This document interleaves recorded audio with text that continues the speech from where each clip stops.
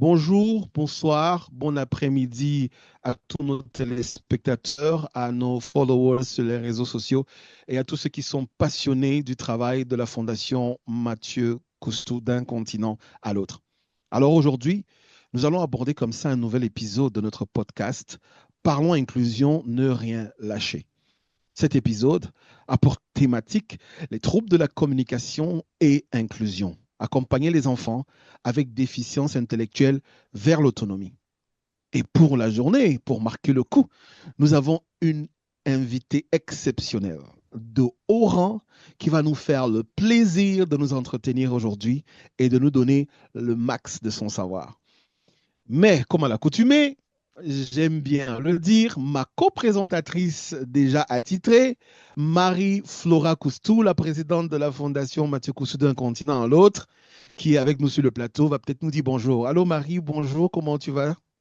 Bonjour Gloire, je vais très très bien et merci encore pour cette nouvelle édition de notre podcast. C'est le cinquième que nous continuons et tout, que nous entamons. Et merci à Cécile d'être présent, de nous faire l'honneur de nous parler de son métier pour les enfants en situation de handicap.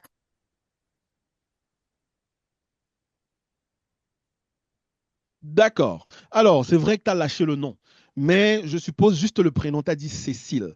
Alors, je vais comme ça introduire notre invitée de marque spéciale, cette dame extraordinaire dans le milieu de l'inclusion et qui fait énormément de choses pour les enfants en situation de handicap. J'ai nommé Cécile Fraboulet. J'espère que j'ai bien prononcé, mais je vais vous laisser l'occasion de la découvrir par elle-même. Alors, Cécile, bonsoir, bonjour, comment tu vas? Bonsoir, très bien, merci. C'est un plaisir. Merci de me donner la parole ce soir.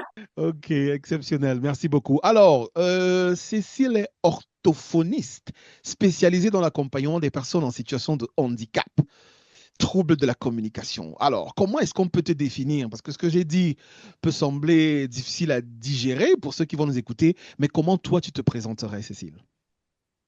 Alors moi, je travaille depuis une quinzaine d'années avec des enfants qui sont porteurs de handicap.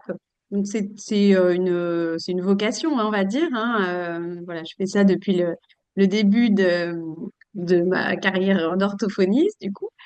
Et donc, j'ai travaillé à la fois dans des structures hein, qui existent en France, qui accompagnent des enfants avec handicap, donc de tous âges, donc dans des structures. Et puis aussi là, voilà, maintenant, surtout en tant que libérale, donc indépendante, dans mon cabinet où je reçois des familles un peu de tous horizons, avec des enfants, voilà, chacun unique avec son parcours, mais voilà, je reçois surtout des enfants qui ont des situations de handicap. Ok, merci beaucoup pour cette introduction. Un long parcours, 15 ans, waouh, plus d'une décennie. Ça, c'est déjà énorme comme parcours. Alors, il y a une question que nous posons à tous nos invités sur ce podcast, qui est bien sûr intitulé Parlons inclusion lâchée.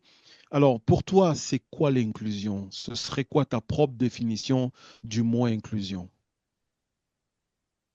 Alors, pour moi, c'est vraiment donner, justement, ça, forcément, je vois les choses à travers mon métier, donc c'est vraiment aussi donner la parole, en fait, aux personnes porteuses de handicap, hein, pouvoir qu'ils puissent donner leur avis, participer à la société, en fait, hein, comprendre, donner leur avis, faire leur choix, et voilà, donner.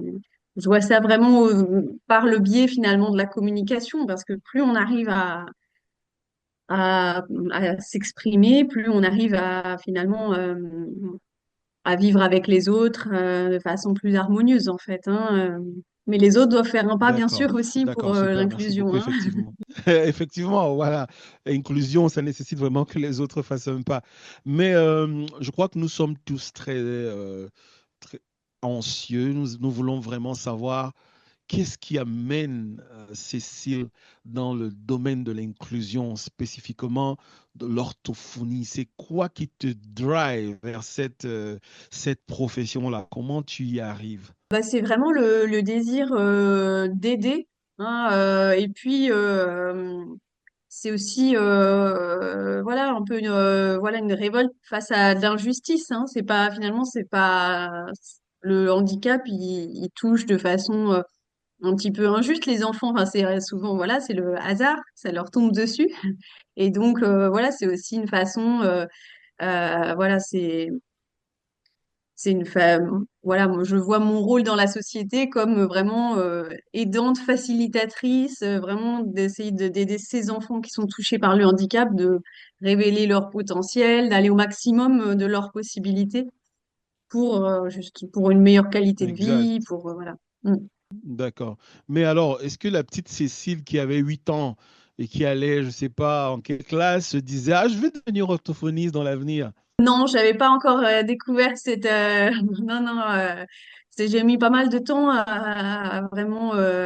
Même quand j'ai commencé mes études, j'étais pas dans cette voie. Et puis, je pensais à un moment donné, je pensais être enseignante, peut-être avec les enfants sourds. Et puis finalement, voilà, je me suis. Mais bon, je savais quand même depuis très longtemps que je me voyais pas, je me voyais pas dans la comptabilité. Je me voyais vraiment dans un métier plutôt en contact avec les autres, et dans l'aide, hein, dans le soin. Est-ce qu'il y a un événement marquant dans ta vie qui t'a fait comprendre qu'il est important de travailler avec ces jeunes enfants-là qui ont besoin d'aide, d'assistance et de professionnalisme? Est-ce qu'il y a un événement spécifique qui t'a fait ouvrir les yeux sur ce monde du handicap et de l'inclusion? Euh, des pièces de théâtre, livres, des témoignages en fait, hein. Hop, et puis après, bon, dans un deuxième temps, ça a été par des rencontres, hein. En tant qu'étudiante, voilà, je faisais du bénévolat, j'allais à l'hôpital pour avant de faire mes études d'orthophonie. J'allais à l'hôpital pour jouer avec les enfants qui étaient hospitalisés quoi, en tant que bénévole. Et donc ça, c'était aussi des rencontres qui m'ont nourri dans cette voie-là, en fait, hein. Mm. S'il fallait te définir en 3 mots principaux, qu'est-ce que on peut retenir de toi? Cécile, c'est qui en 3 mots? En 3 mots. Alors, ça, c'est pas évident. En 3 mots, être aussi synthétique, je sais pas, je pense être généreuse, on va dire, d'essayer de donner le maximum de moi-même pour les autres.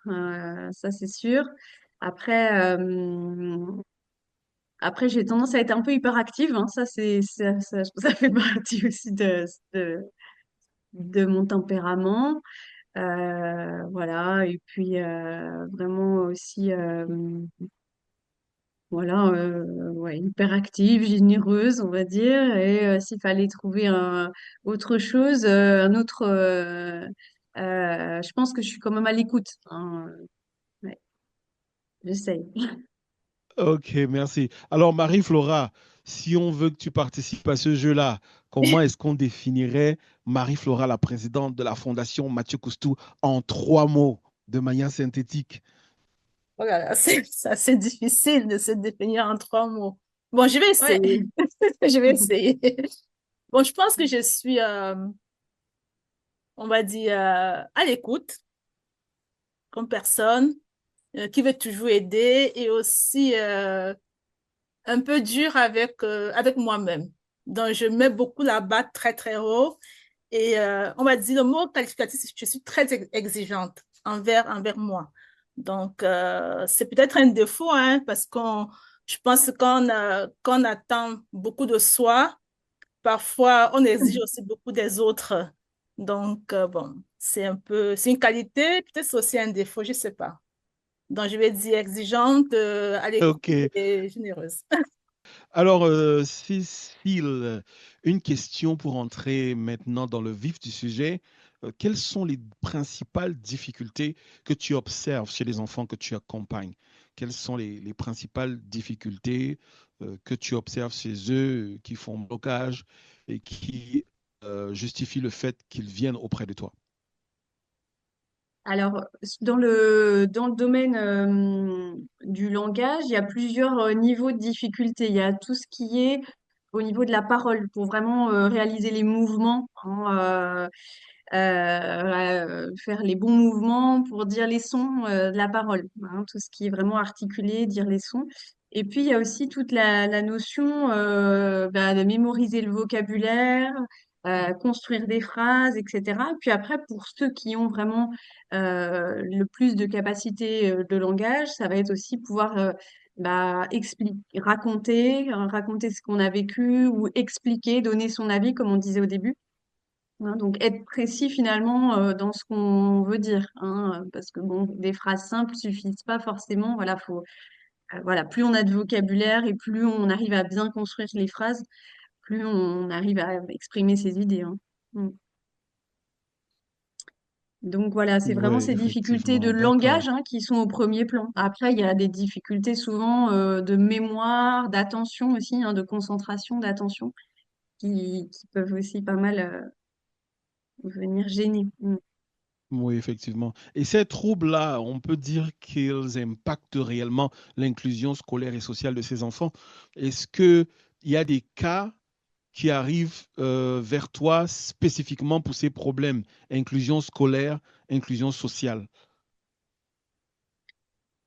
Alors oui, en fait c'est une préoccupation quasi constante hein, quand même des familles. Mais c'est un cheminement en fait. Hein. En général, les enfants euh, qui ont vraiment un trouble du développement intellectuel, ils ont des difficultés au cours de leur développement et donc déjà les médecins encouragent à venir consulter une orthophoniste assez rapidement quand même.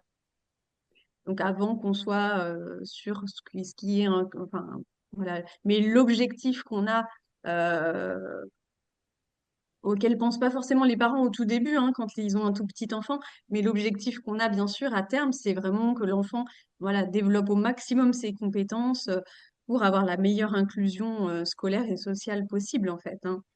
Parce que, voilà, comme on disait, plus il va se faire comprendre, plus il va aussi comprendre ce qu'on attend de lui, les consignes à l'école, etc. Mieux il va les comprendre, mieux ça va se passer, hein, globalement.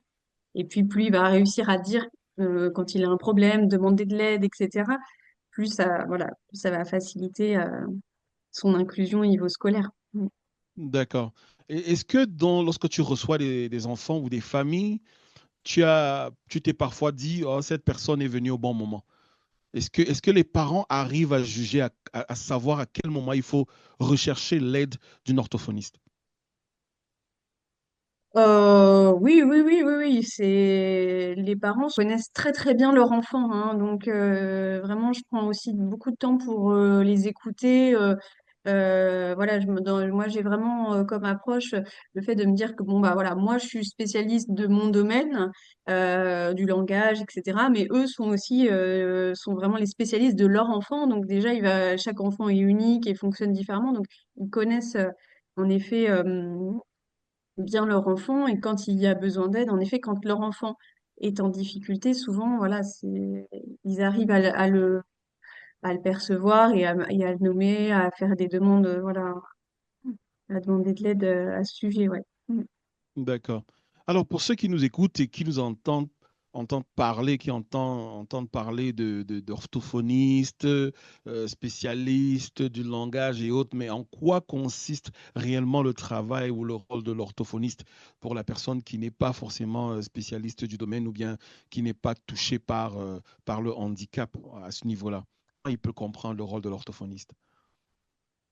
Alors, les orthophonistes, on est paramédicaux, donc on n'est pas médecin, hein, mais on est quand même dans le soin et on va intervenir quand il y a un trouble, c'est-à-dire vraiment quand on voit qu'il y a un décalage important entre une certaine norme, hein, voilà, ou des compétences classiques, normales, et voilà, quand il y a des difficultés, il y a un décalage important un enfant qui met beaucoup de temps voilà, à parler ou alors qui déforme beaucoup les mots. Enfin, voilà, quand on va avoir un décalage important, là, on va venir apporter de l'aide.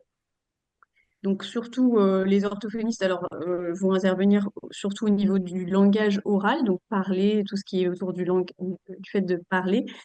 Aussi au niveau du langage écrit, c'est-à-dire aider à apprendre à lire, à écrire. autour de la logique aussi, tout ce qui est logique, accès aux mathématiques aussi, hein, la logico-mathématique. Et puis les orthophonistes interviennent aussi autour de tout ce qui se passe dans la bouche, hein, donc parler, mais aussi à pouvoir bien mastiquer, déglutir, enfin tout ce qui est aussi autour de l'alimentation, hein. Ça, c'est un autre domaine d'action, hein. Voilà. Après, les orthophonistes peuvent intervenir auprès d'enfants et aussi auprès d'adultes, hein, quand il y a des problèmes neurologiques, par exemple. Voilà. Moi, c'est pas mon domaine, mais voilà, tout ce qui est aussi voix, hein, problème de voix aussi. Voilà. Mais donc après, avec les enfants qui ont une déficience intellectuelle, donc bah, comme je disais, les buts, ça va être vraiment de développer leurs compétences au maximum. On va s'appuyer un petit peu sur leur point d'appui, leur force, hein. Souvent, c'est quand même des enfants qui ont envie d'être en relation, hein. Et donc, du coup, on s'appuie sur ça, hein, sur l'entrain, enfin, le plaisir d'être en communication. Mais voilà, pour améliorer la forme, hein, le fait de pouvoir voilà, bien articuler, etc. Et on s'appuie vraiment aussi sur les familles, hein. C'est-à-dire qu'il y a les séances d'orthophonie, mais on essaye vraiment de pouvoir donner des conseils et guider la famille pour qu'au quotidien, l'enfant soit bien stimulé, en fait, que la famille puisse s'ajuster et stimuler l'enfant au quotidien dans la communication. Marie-Flora, est-ce que tu peux me dire comment toi tu interagis avec les enfants en situation de handicap et spécifiquement qui ont des troubles de la parole? Comment tu fais toi pour interagir avec eux souvent?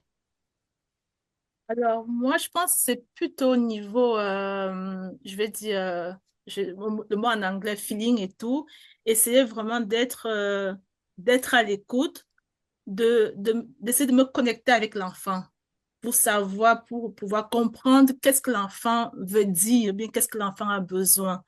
Essayer de me mettre un peu à son niveau. Et je pense que c'est comme ça qu'on arrive à créer un lien spécial avec l'enfant. Et quand un enfant a un problème de trouble de langage et tout, je pense qu'il faut vraiment être à l'écoute de cet enfant-là, lui donner l'attention qu'il a besoin. C'est vrai que ça demande beaucoup d'efforts, mais je pense que c'est à nous aussi, adultes, de comprendre l'enfant et de se demander qu'est-ce que l'enfant a besoin pour pouvoir s'épanouir et pouvoir aussi être bien en famille et en société. D'accord. Si je reviens à Cécile, quelles sont les techniques de base qui permettraient d'améliorer la communication entre les membres d'une famille et les enfants au sein de cette famille qui sont en situation de handicap? S'ils n'ont peut-être pas encore fait recours à un orthophoniste, est-ce qu'il y a des techniques qu'ils devraient utiliser au quotidien pour mieux communiquer avec l'enfant?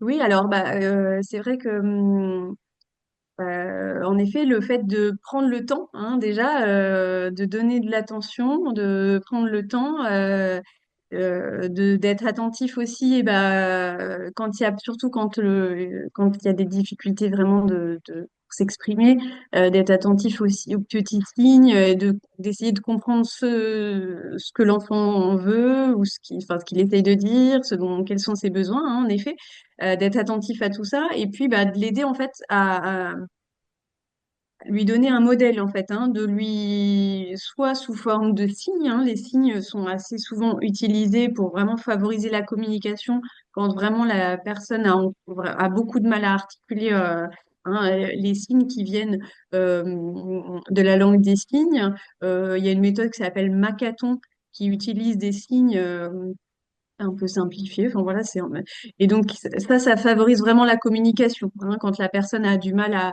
vraiment à se faire comprendre par la parole. Mais ça peut être déjà aussi avec les petits, hein, développer le pointage. C'est-à-dire vraiment ah bah voilà, on a mis un petit jouet qui était intéressant un peu en hauteur et enfin en hauteur, visible mais hors de portée. Et puis on va entraîner l'enfant à, ah oui, tu vas me montrer que tu veux ça, etc. Donc on va déjà l'entraîner à vraiment à avoir besoin d'entrer en communication avec nous, hein, de formuler des demandes, hein. C'est vrai que les parents parfois ont tendance,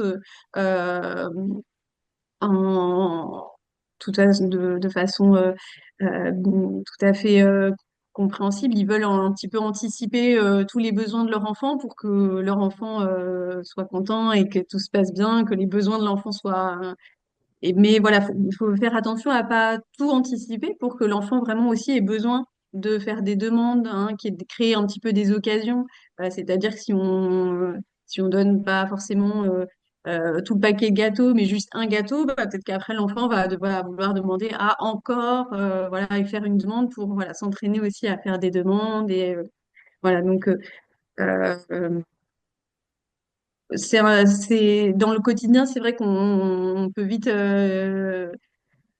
parfois aller au plus vite, aller à l'économie, mais voilà, c'est important de prendre des temps pour essayer vraiment de favoriser la communication.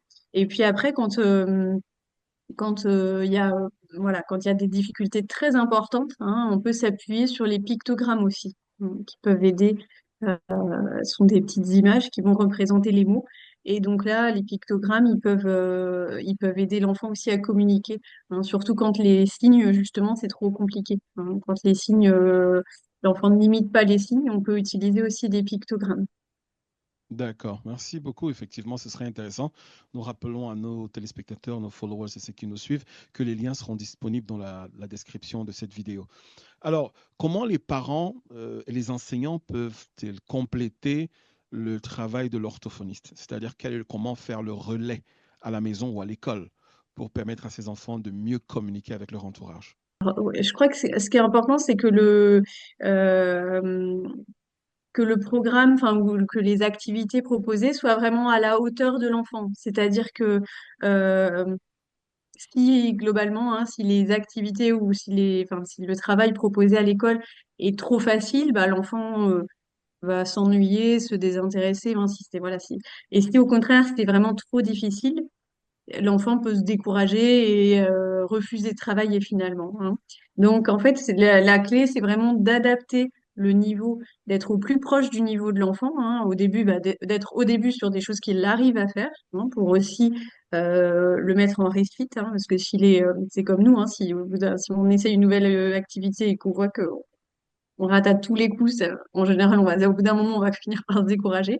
Et donc là, voilà, d'être au début en réussite, hein, et puis après, voilà, d'aller vraiment pas à pas vers des choses un petit peu plus difficiles, euh, pour vraiment augmenter très progressivement la difficulté.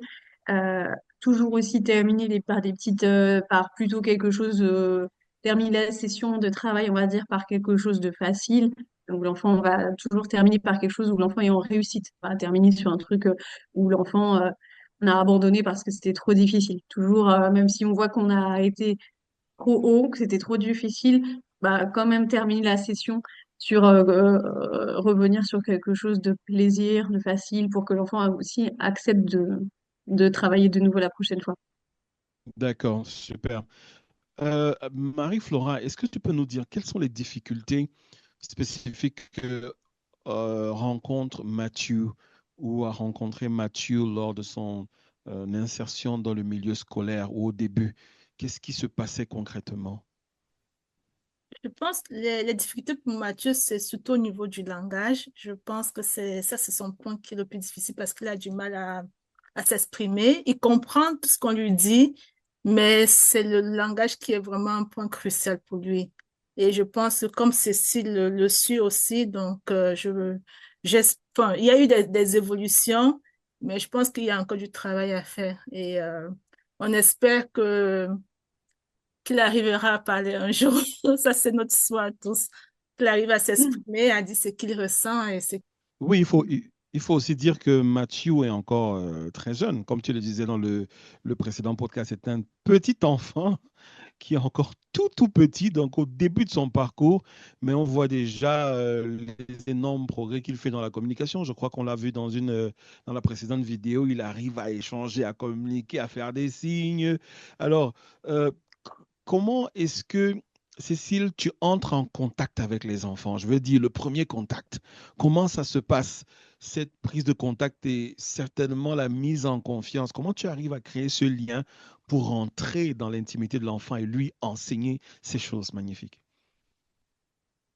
Alors, je commence toujours par, on appelle ça dans notre vocabulaire, on dit ça faire la bonne grand-mère, c'est-à-dire la grand-mère qui va donner à l'enfant tout ce qu'il aime.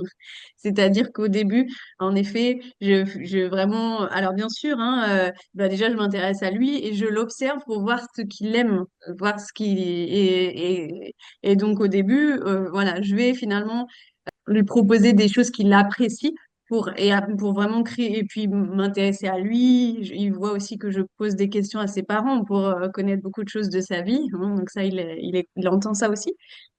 Donc en m'intéressant vraiment aussi à lui, hein, l'enfant il sent quand vraiment on s'intéresse à lui, on observe des choses qu'il aime et donc on va vraiment créer un climat de confiance, de plaisir.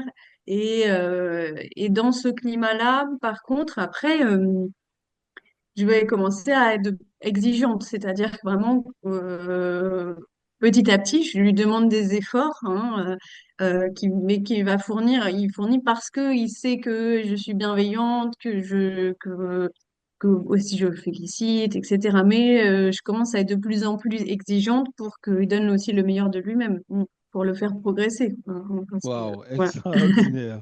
Est-ce que la collaboration de l'enfant est capitale pour son évolution ou pour que ce travail paye? Ou est-ce que c'est un travail qui mécaniquement peut arriver à donner des fruits? Ah non, non, non, oui, c'est sûr que en effet, hein, la collaboration de l'enfant est indispensable, hein, pendant les séances et à l'école aussi, hein. C'est sûr que voilà, quand il y a des difficultés de comportement, en général, c'est pas, enfin, bon, il y a pas, je pense, beaucoup d'enfants qui ont qui ont un fond, voilà, en fait, tous les enfants ont un bon fond et finalement, s'il y a des problèmes de comportement, souvent c'est à cause de l'environnement, c'est-à-dire parce qu'on a proposé des choses trop difficiles à l'enfant et que c'est pas du tout son niveau, ou parce que l'enfant a, comme on disait à l'instant, en fait, il n'a pas réussi à exprimer de ce dont il avait besoin, donc il n'a pas réussi à. Donc souvent, voilà, les difficultés, elles viennent d'un manque de communication, hein. Mais en effet, là, moi, je peux pas. Pour que l'enfant donne le meilleur de lui-même, il faut qu'il ait envie, qu'il soit en confiance et qu'il y ait vraiment une collaboration. Ouais. Parce que en fait, sinon, il va pas. S'il n'y a pas de ce climat de confiance et ce plaisir aussi d'être ensemble pour travailler, etc. L'enfant va pas donner le meilleur de lui-même, va pas vraiment s'exercer ou alors beaucoup moins. Ouais. Est-ce qu'il y a des régressions? Est-ce que tu as observé des régressions? C'est-à-dire des enfants qui apprennent des choses, qui évoluent, qui communiquent mieux et sans ou bien avec, après un certain nombre de temps, ils régressent. Alors, ça peut arriver. Il y a deux situations principales dans lesquelles ça peut arriver. Euh, c'est surtout quand il y a des problèmes de santé importants, hein, voilà, enfin, voilà, des hospitalisations, vraiment, ou des situations où il y a des situations de l'enfant a des douleurs qui sont pas comprises et qui sont pas bien prises en charge au niveau médical, hein. Heureusement, ça arrive pas très souvent, mais voilà, quand il y a des situations médicales un peu lourdes, là, il peut y avoir, voilà, c'est des régressions. Ou aussi quand il y a des traumatismes plutôt d'ordre psychologique, hein, de violence ou choses comme ça. Ben, en général, plutôt des petites phases où l'enfant va aussi se refermer, hein, va moins communiquer, se refermer parce que ça, c'est compliqué, il vit des situations difficiles, mais c'est pas forcément irréversible du coup, hein, ces situations-là. Après, quand l'enfant va mieux, en général, du coup, il retrouve aussi, voilà. Ok, alors Cécile, est-ce que tu peux nous dire, est-ce qu'il y a des parents qui, lorsqu'ils arrivent auprès de toi, ont l'impression qu'ils vont trouver une recette miracle qui va faire parler leur enfant en moins de 6 mois et qui espèrent tellement de choses et peut-être ne sont pas très réalistes dans dans leurs aspirations, dans leurs demandes? Oui, oui, oui, ça arrive. C'est vrai que ce point de la parole, justement, hein, c'est toujours quand il y a quand je reçois des patients qui ne parlent pas ou qui ne parlent, qui vraiment parlent très très peu, bah, c'est toujours source de souffrance aussi, hein, pour les parents. Vraiment une inquiétude, on sent, voilà, et ce qui est normal. Donc, ça vient dans leur premier. Moi, enfin, je fais toujours à un moment donné où je leur demande quelles sont leurs attentes, hein, en fait, envers moi. Et donc ça vraiment, c'est souvent, voilà, leur priorité, on va dire, hein, dans les choses on leur demande. Et après, les parents, comme ils connaissent, comme je disais, comme ils connaissent vraiment bien leur enfant, euh, ils sont inquiets pour certains, ils ont beaucoup d'attentes pour d'autres, mais ils sont au quotidien avec leur enfant, donc ils sont quand même forcément assez réalistes aussi, hein. Ils connaissent bien leur enfant, donc ils savent aussi où en est leur enfant. Donc bien sûr, ils ont des attentes envers moi, et mais Mais bon, souvent, ils connaissent aussi leur enfant. Et donc, moi, une grande partie de mon travail, c'est vraiment aussi de leur expliquer où en est leur enfant précisément, et pour leur dire, bah, là, en ce moment, on travaille sur tel objectif précisément. Hein, par exemple, voilà, on travaille sur euh, le R, etc. Et donc, à la maison, on peut s'entraîner à faire le son, etc. Je leur donne aussi des petites missions, des choses qu'ils peuvent faire au quotidien avec leur enfant pour vraiment le fait qu'ils participent, c'est très important, quoi. Ça peut permettre vraiment bah, déjà de reprendre les choses avec l'enfant et puis de les rendre acteurs, qui se rendent compte exactement où on est, enfin, voilà, où en est leur enfant, et donc ça leur permet d'ajuster leurs attentes aussi parce qu'ils voient un petit peu comment réagit leur enfant au cours des exercices, etc. D'accord. Si on parle actuellement des possibilités d'amélioration, par exemple au niveau des enseignants, comment peuvent-ils adapter leur pédagogie pour mieux intégrer ces élèves-là dans l'environnement scolaire? Est-ce qu'il y a des choses qu'on peut réaliser, surtout les enseignants, pour intégrer mieux ces enfants? Le, vraiment, l'enjeu, c'est de pouvoir évaluer l'enfant, essayer vraiment de mesurer où en est l'enfant, hein, enfin évaluer, soit avec des grilles d'évaluation, soit de façon implicite, mais vraiment de savoir, de bien connaître l'enfant déjà, de bien prendre le temps de bien connaître l'enfant pour avoir vraiment cette posture de pouvoir exiger certaines choses de lui, parce qu'on pense qu'il c'est à sa portée, hein, et de proposer vraiment des choses qui soient dans sa zone proximale de développement, c'est-à-dire vraiment bah, des choses qu'il arrive peut-être pas encore tout à fait à faire, mais qui sont atteignables, des objectifs réalistes, atteignables. Donc vraiment bien connaître l'enfant pour pouvoir bien s'ajuster.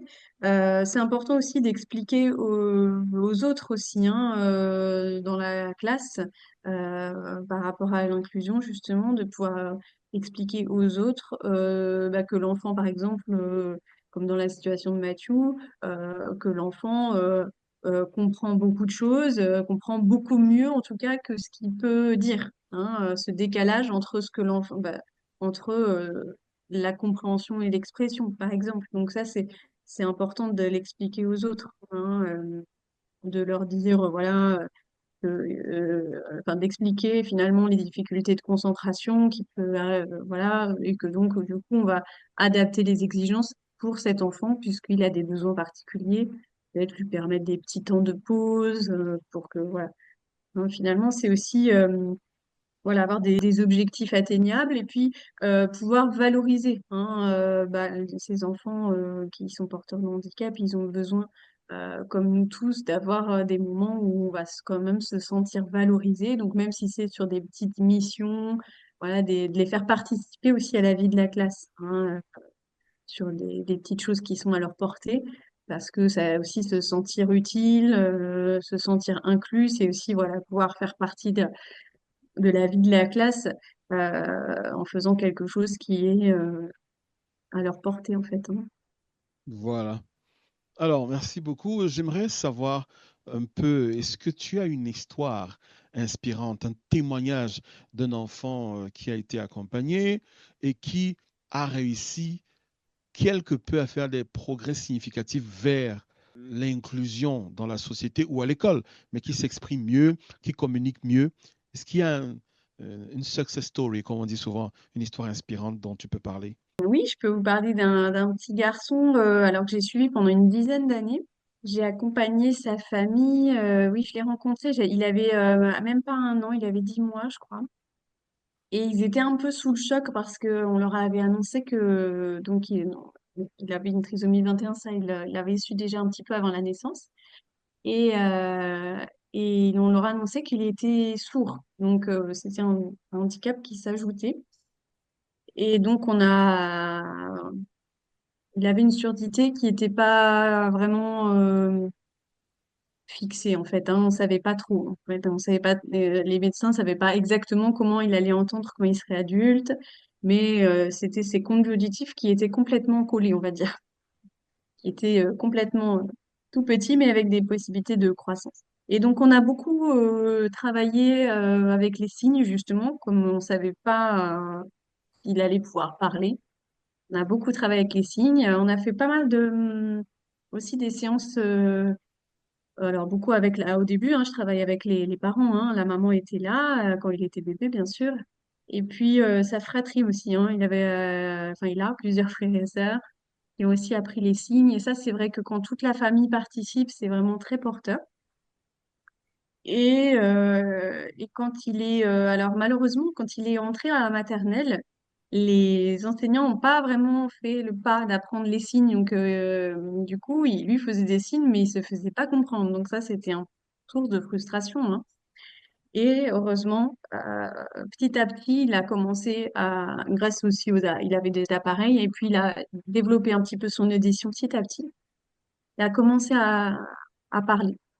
Et donc, on voit vraiment avec son histoire, ces petits garçons, que les signes, c'est vraiment porteur dans le sens où ça lui a permis de communiquer pendant toute une période, bon, avec sa famille, parce que à l'école, bon, c'était pas vraiment bien compris, mais avec sa famille, avec moi, avec quand même plusieurs personnes. Et ça a permis finalement de développer son langage oral, hein, parce que finalement, on signe, on utilise le mot. Il a commencé à parler. Vraiment, et donc petit à petit, et après ça a mis beaucoup de temps, mais il a réussi à se faire comprendre par la parole. Donc voilà. Bon, mais d'abord par le foot, hein, parce qu'il est toujours. Alors c'est marrant parce qu'il y a des similarités aussi avec Mathieu qui aime beaucoup le foot. Ouais. Et c'est vrai que le foot, c'est une bonne activité aussi d'inclusion, hein, parce que c'est pareil. Alors mon petit garçon, le petit garçon que je voyais, il y a eu toute une période où, comme Mathieu, il parlait, moi et sa famille, on arrivait à comprendre des choses dans ce qu'il disait, mais avec les copains, c'était quand même compliqué. Et donc, c'était finalement la communication, elle passait pas mal par le foot, hein. Enfin, la socialisation voilà, pareil. Mm. Et puis après, il y a vraiment tout l'accompagnement autour de l'autonomie. Et justement, c'est vrai que euh, le fait d'être inclus bah, dans des activités de loisirs comme le foot, puis après, pour mon garçon qui est maintenant grand, du coup, parce il a eu 12 ans, là, quelques jours. Bon, bah maintenant, il va se profiler le fait de peut-être aller dans des ateliers, voir ce qui lui plairait le plus comme activité pour apprendre une activité professionnelle, quoi. Et donc, bon, il arrive vraiment à donner son avis. Donc, comme je disais au début, même s'il n'arrive pas à faire des grands discours, il peut faire des phrases et se faire comprendre. Et donc, je pense qu'il pourra vraiment choisir ce qui lui plaît le plus comme activité pour après. Parce qu'après, c'est vrai que voilà, quand c'est possible, apprendre un travail, même quand c'est adapté, avoir une activité professionnelle, c'est valorisant aussi. C'est vraiment être inclus dans la société, avoir une utilité aussi. Mm. Donc ça joue D'accord. finalement, ça joue sur la qualité de vie, hein, d'avoir un train d'être d'être inclus et d'avoir une place dans la société. Et finalement, c'est plus, je pense, plus agréable et plus valorisant que rester sans rien faire. Ouais. Alors, si on parlait un peu de tous les citoyens, des citoyens lambda, que ce soit en France, que ce soit au Canada, que ce soit au Cameroun et partout dans les autres pays d'Afrique, qu'est-ce que tu penses que les citoyens peuvent faire pour encourager une meilleure intégration de ces enfants? Ces citoyens qui ne sont pas forcément quotidiennement en contact avec les problématiques liées au handicap, mais qui rencontrent dans la société des enfants qui souffrent de handicap. Comment est-ce qu'ils peuvent faire pour encourager une meilleure intégration de ces enfants-là? Il y a beaucoup de choses qui peuvent passer aussi par le discours qu'on fait auprès des enfants, hein, par exemple au parc, etc. D'apprendre aux enfants qu'il ne faut pas avoir peur de la différence, et puis d'expliquer, voilà, d'expliquer, de montrer soi-même qu'on n'a pas peur de dire bonjour à quelqu'un qui est un petit peu bizarre, parce que forcément, les personnes qui ont un handicap parfois sont un peu bizarres, donc les enfants, ça leur fait peur parfois, mais montrer que de nous-mêmes, c'est normal, voilà, on n'est pas, voilà, d'être soi-même aussi, de considérer aussi ces personnes comme faisant partie intégrante de la société. Enfin, je pense en tant qu'adulte, on a une grosse responsabilité par rapport finalement au modèle, au discours qu'on qu'on peut avoir auprès des enfants qui vont bien, parce que c'est eux qui seront adultes demain. Donc c'est ça aussi beaucoup qu'on peut, c'est sur ça qu'on peut agir. Après, dans la société, après là on va pas parler de politique, hein, mais c'est vrai que voilà, ça peut être aussi dans les choix au- voilà, par rapport à beaucoup de choses, la façon dont on décide de l'éducation des enfants qui ont un handicap, justement. Est-ce que ça va se faire dans l'école? Est-ce qu'on crée des structures à part? Et c'est vrai que, bon, là, c'est autre chose. Mais bon, je pense que le citoyen lambda, déjà, s'il va vers l'autre, s'il montre qu'il n'a pas peur, qu'il accepte et qu'il va vers l'autre, c'est déjà pas mal. Pour les éducateurs, pour les parents qui veulent apprendre un peu plus, qui veulent avoir des ressources, qui veulent savoir comment soutenir et accompagner ces enfants, est-ce qu'il y a une méthode ou bien des lieux où on peut retrouver des ressources, un peu comme le lien dont tu parlais? Est-ce qu'il y en a Ouais. d'autres comme ça? Oui, il y a aussi donc un site qui s'appelle Elix. Donc pareil, voilà, on pourrait mettre le lien. Elix, c'est un site et une application d'ailleurs pour smartphone aussi, sur laquelle on peut taper un mot et on va avoir le signe en vidéo. Donc là, ça permet vraiment de pouvoir apprendre des signes facilement on tape le mot rechercher, enfin voilà, le mot dont l'enfant pourrait avoir besoin, hein. C'est toujours pareil, il faut voilà, vraiment, comme on disait tout à l'heure, quel était le besoin de l'enfant? Qu'est-ce qu'il avait envie de dire? Ah bah voilà, en fait, il voulait du chocolat, bah donc chocolat, c'est peut-être un signe déjà important. Voilà, on n'est pas forcément dans une approche scolaire, hein, mais peut-être vraiment partir de ce qui est important pour l'enfant. C'est comme ça que ça va fonctionner, puisque du coup, si on lui apprend à demander ce qui est important pour lui, bah, voilà, ça va l'encourager, ça va lui montrer comment faire. Enfin, voilà. Donc, ce site Elix, voilà, permet vraiment de pouvoir s'approprier des signes. Et puis l'autre site, oui, il y a beaucoup d'activités dessus qui peuvent être reprises facilement à la maison sur le site Arasac au quotidien. Voilà, ce qui est important, c'est vraiment d'ajuster ses attentes et d'ajuster aussi sa façon de parler, vraiment de prendre le temps, de laisser du temps, et puis voilà, d'essayer vraiment les modèles qu'on donne à l'enfant, bah, comme ce que je disais tout à l'heure, d'être juste au-dessus. C'est-à-dire que si l'enfant il essaye de dire des mots, bah, de pas le noyer dans des grands discours, mais déjà de lui donner vraiment, de le faire répéter juste un mot, hein, ou alors s'il est déjà au stade des mots, de lui faire répéter vraiment des petites phrases très simples, hein, de lui donner des modèles assez simples euh, qu'ils puissent vraiment, dont ils puissent se saisir, quoi. Alors, pour embrayer là-dessus, est-ce que pour ceux qui nous suivent de manière exceptionnelle, c'est vrai qu'on va mettre en commentaire le lien de tes pages sur les réseaux sociaux sur lesquels on peut apprendre énormément de choses. Est-ce que tu pourrais nous apprendre à ceux qui nous regardent, ceux qui nous suivent, quelques petits signes de base que l'on peut essayer de mettre en pratique tout de suite euh, dès la Oui, sortie de ce podcast? oui, oui, avec plaisir. Alors, ce qui souvent est quand même, alors il y a les signes pour ce qui est salué, ce qui est quand même très important, savoir saluer. Donc, bonjour, hein, bonjour, ça va être comme ça, bonjour. Et remercier, merci, c'est comme ça, merci, hein.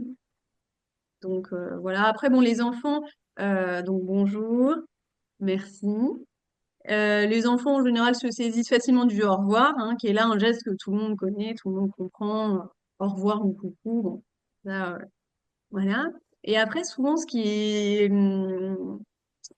alors, ce qui est important aussi, c'est aider, hein. Aider, c'est comme ça. On va soulever le bras, on se soulève le bras, on va dire. Donc, aider, hein, c'est l'idée de porter quelqu'un, de l'aider. Donc, aide, hein, ça c'est important. Et puis après, ce qui va motiver les enfants, je le disais tout à l'heure, c'est vraiment aussi ce qui est alimentaire, hein, dans les besoins émotivants, hein. Donc, le chocolat, c'est comme ça, chocolat, chocolat, bonbon, comme ça, bonbon, c'est là. Et boire, alors boire, c'est quand même très instinctif, hein. Boire et manger, ça, voilà, tout le monde peut le comprendre. Boire, manger, dormir. Voilà. Ça, c'est vraiment les besoins essentiels. Et pipi, pipi, ça va être comme ça. Et voilà, sur le ventre, pipi. Allez, les toilettes, c'est le même signe, hein. Ça, c'est les besoins élémentaires. Si on a besoin d'aller aux toilettes, en général, il faut se faire comprendre. Bon, donc, pipi, voilà, boire et de l'eau, c'est comme ça aussi. De l'eau. Voilà. Après, bon, voilà, c'est vrai que Wow, euh, extraordinaire. c'est quand on signe avec l'enfant que qu'il apprend. C'est-à-dire que c'est l'enfant en général. Enfin, après, il y a des enfants qui développent un petit peu leurs propres signes, hein, mais il faut vraiment donner un modèle. C'est-à-dire, on voit que l'enfant voulait de l'eau, hein, on va lui faire le signe, ah, tu voulais de l'eau, et en même temps, bien sûr, on dit le mot, hein. Donc, s'il arrive à répéter le mot, bah, tant mieux. S'il n'arrive pas encore et qu'il fait le signe, bah, au moins, il va se faire comprendre. Wow, exceptionnel. Merci pour cette classe et cette masterclass sur les signes de base qui nous permettent de communiquer. Je crois que ceux qui nous suivent sur les réseaux sociaux, qui regardent ce podcast, pourront dès au sortir de là communiquer plus facilement avec leur entourage. Alors, Marie-Flora, le 21 mars, est-ce que c'est le 21 mars si je ne me trompe? C'est la journée mondiale de la trisomie 21. Et là, en 2025, je crois que la Fondation Mathieu Coussou d'un continent à l'autre voudra forcément marquer un peu la date avec quelque chose. Est-ce qu'il y a des activités prévues ou est-ce qu'il y a un mot que tu peux glisser en faveur de cette journée-là et de vulgarisation de cette journée auprès du public qui nous écoute? Le 21 mars, la journée internationale de la trisomie 21. Donc, c'est une journée qui est très spéciale pour la Fondation. Donc, c'est cette cause qui nous a permis de mettre en place cet organisme et tout. Et je voulais dire à toutes les personnes qui vont nous écouter d'avoir une pensée pour tous les enfants qui sont atteints de la trisomie 21 et aussi les enfants qui sont porteurs de handicap, de pouvoir aussi avoir un regard bienveillant et beaucoup d'amour envers ses enfants et aussi, qu'est-ce que je peux dire, peut-être faire un geste envers les organismes qui aident les enfants et les familles à traverser ces moments difficiles et aussi à faire en sorte que ben, les enfants qui ont cet handicap-là puissent évoluer dans la société. Donc, c'est une journée qu'on va essayer de mettre en avant au sein de nos différents réseaux sociaux, de communiquer là-dessus et aussi de faire entendre cette cause pour qu'il y ait plus de personnes qui soient au courant des avancées qui ont été faites par rapport à cette anomalie et aussi de sensibiliser la population et toutes les communautés. D'accord, merci beaucoup Marie-Flora. Alors Cécile, la journée mondiale de la trisomie 21, pour toi, qu'est-ce que cela représente concrètement? Parce que je suppose que tu as des enfants qui sont atteints spécifiquement de ce syndrome. Qu'est-ce que cela représente pour toi? Oui, oui, j'en ai plusieurs. Et puis j'en ai, voilà, comme je parlais d'un petit garçon tout à l'heure, j'en ai aussi que je vois plus au quotidien dans mon cabinet, mais avec qui je suis restée en contact. Donc oui, c'est une journée vraiment bah, du cœur hein, pour ces personnes-là. Et ce qui est très intéressant et qui est très, enfin, c'est l'occasion de parler de ces personnes-là, de témoignages, et puis de parler aux enfants de ce que c'est. Expliquer pour en fait le fait d'expliquer un petit peu euh, la situation de handicap, ça permet d'avoir moins peur, ça permet de mieux réagir. Donc voilà, toutes les occasions euh, pour pouvoir parler de la trisomie 21 sont bonnes pour voilà, c'est une bonne occasion de pouvoir bah, faire de la sensibilisation et puis permettre aux personnes de mieux réagir. Voilà. Et puis, en effet, de faire, pour les personnes qui D'accord. peuvent, de faire un geste aussi financier envers les associations, hein. Alors, est-ce que dans ton travail au quotidien, les enfants atteints spécifiquement de trisomie 21 sont les plus faciles à gérer? Non, je dirais pas ça. Ça, dé- Ça dépend. Non, non, ça dépend. Les plus faciles à gérer. Alors, ce qu'ils ont vraiment en commun, c'est vrai, c'est vraiment ils ont souvent une joie de vivre, un humour qui fait qu'il y a une relation particulière qui s'instaure. Euh, donc, c'est toujours des moments agréables. Euh, Après, voilà, il y a toujours quand même des défis. Quand l'enfant grandit, voilà, des défis à la fois pour l'aider au niveau vraiment technique et puis des défis aussi de comportement hein, à la maison et avec moi aussi. Hein. Donc, faut être toujours bienveillant, ferme. Avoir vraiment un cadre très clair, c'est-à-dire vraiment montrer des interdits qui concernent tout le monde d'ailleurs. Enfin, on n'a pas le droit de taper, ça ne concerne pas que lui, ça concerne tout le monde dans la société. Euh, J'aime bien rendre les règles de vie un peu visuelles avec les pictogrammes justement pour montrer. Hein, voilà, personne n'a le droit de frapper. Ça veut dire aussi que personne n'a le droit de le frapper. Lui, il n'a pas le droit de frapper, mais on ne peut pas le frapper non plus. Hein. Donc ça, voilà, qu'ils comprennent aussi qu'il a des droits. Hein. Donc les règles de vie, c'est aussi voilà, tout un apprentissage. Euh, mais donc les plus faciles, non, c'est vraiment des défis hein, pour les D'accord. parents aussi. Hein. C'est un vrai défi. Hein. Donc, mais en tout cas, ils sont très attachants, donc ça rend le travail plus agréable aussi. Mais quand voilà, beaucoup sont de l'humour, même si ils ne s'expriment pas bien, ils arrivent à faire de l'humour quand même. Extraordinaire. C'est effectivement ce que nous observons.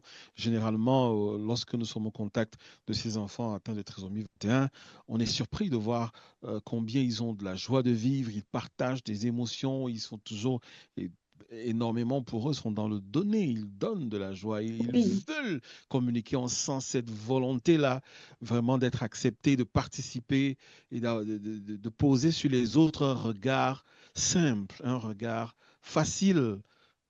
Et bon, c'est dommage que dans la société, parfois, certaines ne comprennent pas que c'est une main tendue pour une inclusion encore meilleure. Alors, Marie-Flora, nous arrivons comme ça bientôt au terme de notre podcast, de notre échange. Le temps est passé très vite en compagnie de la merveilleuse et charmante Cécile. Et j'aimerais te laisser d'abord dire un mot avant que nous nous clôturions avec Cécile, en faveur et à l'endroit de nos téléspectateurs, des familles qui nous écoutent et qui seront certainement encouragées par ce podcast? Ben, je vais d'abord dire merci à toutes les personnes qui nous écoutent, qui nous soutiennent pour cette cause qui nous tient à cœur. Et je vais juste te dire, ben, continuer à donner de l'espoir aux personnes qui en ont besoin et aussi donner beaucoup d'amour et ne baissez pas les bras, surtout pour les familles et continuez à vous battre et on espère que ça va aller mieux. D'accord. Et surtout ne lâchez rien. Surtout Ne ne lâchez lâchez rien. rien surtout. Alors, Cécile, avant que tu ne clôtures, avant de te laisser dire un mot clôture, est-ce que tu as déjà travaillé en Afrique? Non, non, non, jamais. J'ai pas eu l'occasion. Je suppose que c'est quelque chose qui pourrait te tenter aussi. Bah peut-être, oui, je sais pas. J'ai pas encore eu de proposition en ce sens. D'accord, super. C'est intéressant de titiller un tout petit peu comme ça. On ne sait jamais. Un séminaire pourrait s'organiser par la Fondation et l'expertise Cécile Pourquoi pourrait pas? se déporter en Afrique et faire un gros impact, bien sûr. Alors, si on te laisse, comme à l'accoutumée à nos invités, l'opportunité de clôturer ce podcast, de t'adresser à cœur ouvert à ceux qui nous suivent et surtout à ces familles qui ont en leur sein un enfant porteur de handicap et qui forcément attendent quelque chose, qui écoutent, qui t'ont écouté, qui ont appris et qui se disent, c'est peut-être possible. Qu'est-ce que tu peux leur dire avant de clôturer ce podcast? Alors bah je pense que bah déjà bravo à vous pour toute l'énergie là. Je sens toute une belle énergie. C'est vraiment magnifique. Vraiment, ça soutient beaucoup les familles. Bravo. Euh, et donc, bah, aux familles, j'ai envie de leur dire vraiment, bien sûr, il y a des moments difficiles, ça c'est sûr. Euh, Prenez le temps de découvrir votre enfant hein, quand c'est un tout petit et de l'observer et d'entrer en communication petit à petit. Hein. Ça se fait progressivement. Faut laisser, voilà, ça demande de la patience, mais il faut voilà établir le lien entre vous et votre enfant. Il se fait de plein de façons différentes, c'est sûr. Chacun le fait différemment. Mais voilà, prenez le temps d'apprendre à communiquer. Et puis, ben, quand c'est possible, hein, ça, on est un peu euh, tributaire des caractères de chacun, des volontés, mais d'essayer de montrer aux autres hein, comment votre enfant fonctionne, comment il communique, de montrer aux autres personnes de la famille hein, déjà. De lui montrer, ah, tu vois, là, il a fait ça. En fait, quand il fait ça, ça veut dire que, il veut un câlin, par exemple. Hein. Voilà, de décrypter un petit peu pour aider aussi les autres à mieux comprendre votre enfant et à communiquer avec votre enfant. Super, excellent. Merci beaucoup pour tous ces conseils. Je suppose que ceux qui nous suivent ont été fortement édifiés et nous te remercions infiniment pour le temps que tu nous as consacré. C'est un plaisir, c'est un honneur et certainement à nous revoir très bientôt, peut-être au Cameroun, qui sait. Alors, J'espère. Marie-Flora, comment préparons-nous le mois de mars ou d'avril? Pour le mois de mars, là, je serai au Cameroun pour visiter l'école inclusive de mon neveu. Et là, on fera une activité pour l'école. Ah, ça c'est le scoop que je voulais entendre, effectivement. Donc, Marie-Flora, la présidente de la Fondation Mathieu Koussou d'un continent à l'autre, sera au Cameroun très bientôt pour une tournée, rencontrer des personnes que nous suivons ici et visiter l'école inclusive de Mona Vebe, avec laquelle nous allons forcément avoir une petite activité.